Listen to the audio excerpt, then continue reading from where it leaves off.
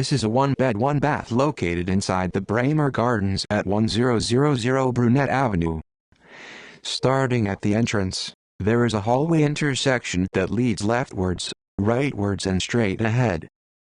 Throughout this suite, there is luxury vinyl plank wood flooring and light neutral tone walls. Right at the intersection is the bathroom. The bathroom includes a vanity, toilet, tiled shower and bathtub. The vanity features a drawer and 3 cupboards below a quartz countertop with a sink, mirror and lighting. Leftwards of the intersection is the kitchen. Just prior to the kitchen are 2 bifolding door closets on the left and right.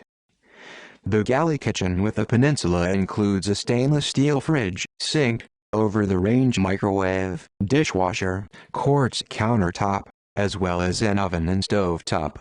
There is ample storage space in the white upper and lower cabinetry. The kitchen flows into the living room in an open concept design.